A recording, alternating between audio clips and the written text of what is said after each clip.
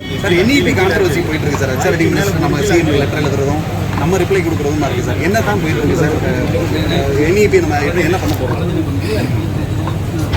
தொடர்ந்து ஒரு 3 நாட்களாக நாம ஊடகத்துறையில் பார்க்கணும். குறிப்பாக இந்த சமகர சிக்ஷா இந்த ஒருங்கிணைந்த ஒவ்வொரு வருஷமும் அதற்கான நிதியை 60% நிதியை ஒன்றிய அரசு வழங்குகிறது. இந்த ஆண்டுக்கான நிதி என்பது 2152 கோடி. அதன் முதல் தவணை 573 கோடி ரூபாய் இதுவரைக்கும் வழங்காமல் இருக்கின்றது. இதனால் கேள்விக்குறியாக போகிறது என்று பார்த்தால் பிள்ளைகளுடைய கல்வித்தரம், அதே போன்று ஏறத்தாழ ஒரு 15,000 மேற்பட்ட ஆசிரியர்கள் மக்கள் மாதம் வாங்கிட்டு இது சார் இந்த ஸ்கீமில் பணியாற்றக்கூடிய ஆசிரியர் சம்பளம் வாங்க நிலையும் ஒரு மிகப்பெரிய கேள்விக்குறியாகின்ற பணியை இன்றைக்கு ஒன்றிய அரசு செய்திருக்கிறது.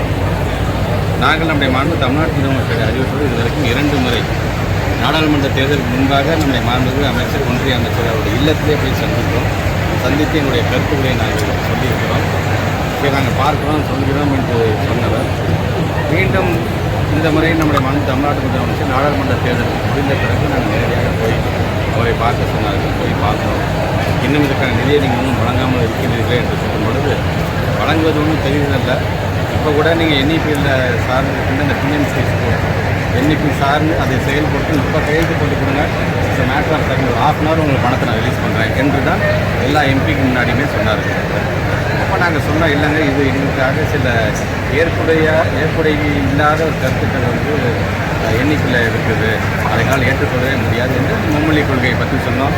3rd standard 6th standard 8th standard பிள்ளைங்களுக்கு எக்ஸாம் வைக்கிறதை பற்றி சொன்னோம். 6ஆம் வகுப்பிலிருந்தே குலக்கல்வி திட்டத்தை மறைமுகமாக கொண்டு சொன்னோம்.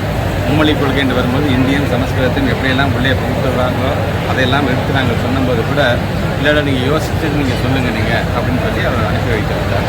ஆனால் இப்போ வரைக்கும் எங்களுடைய துறை சார்ந்திருக்கின்ற அதிகாரிகள் பலமுறை கடிதம் எழுதியிருக்கிறார்கள். அவருடைய துறை சார்ந்த செக்ரட்டரி பேசிட்டாங்கன்னு சொல்லும்போது அவங்க செய்கிறது என்ன ஆகுதுன்னா இன்னும் அவங்க பெருசாக கொடுக்குற மாதிரி தெரியலங்க, நீங்கள் எண்ணிக்கை ஒத்துக்கிட்டாதாங்க என்கின்ற ஒரு நிலை தான் இன்னமும் இருந்து கொண்டிருக்கின்றது.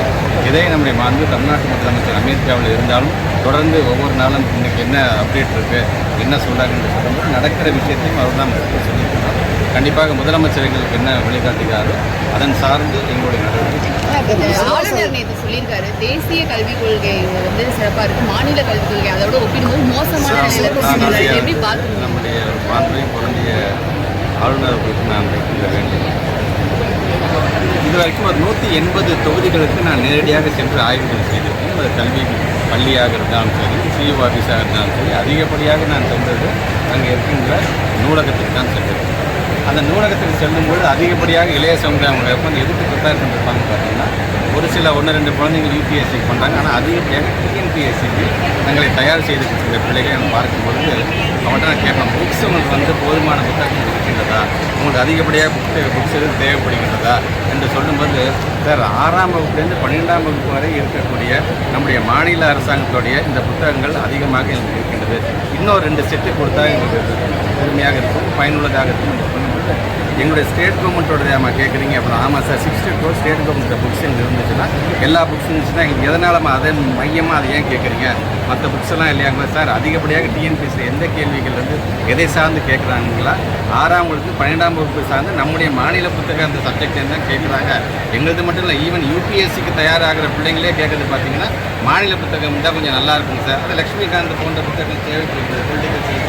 ஆனால் அதை சார்ந்து மாநிலம் சார்ந்திருக்கின்ற புத்தகம் தான் இன்னும் உங்களுக்கு பேர் உதவியாக இருக்குன்னு சொல்லும் பொழுது இங்கேயே நம்முடைய மாண்புமிகு பொருந்திய ஆளுநருடைய கருத்தை கான்ட்ராடிக்ட் ஆகுது.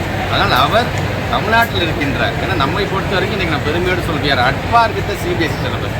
CBSEயில் என்ன இருக்கோ அதுக்கு, ஏன்னா நான் எங்களுடைய பிள்ளைகளை பொறுத்த வரைக்கும் மாநில அரசாங்கத்துக்கு கொடுக்கக்கூடிய இந்த சிலபஸ் நாளைக்கு அவங்க ஏதாச்சும் ஒரு போட்டித் தேர்வுக்கு போகும்போது, ஐயோ நான் மாநில அரசு தானே படித்தேன், எனக்கு இது எப்படா எனக்கு இது வாய்ப்பு கிடைக்கும்னு நினைத்து விடக்கூடாது, அவனுக்கு அதுக்கு தகுந்தாப்படி இதை கொண்டு செல்ல வேண்டும் என்று மாண்பு தமிழ்நாட்டு முதலமைச்சருடைய அந்த எண்ணத்தை பூர்த்தி செய்கின்ற விதமாக தான் எங்களுடைய சப்ஜெக்ட் இருக்குது.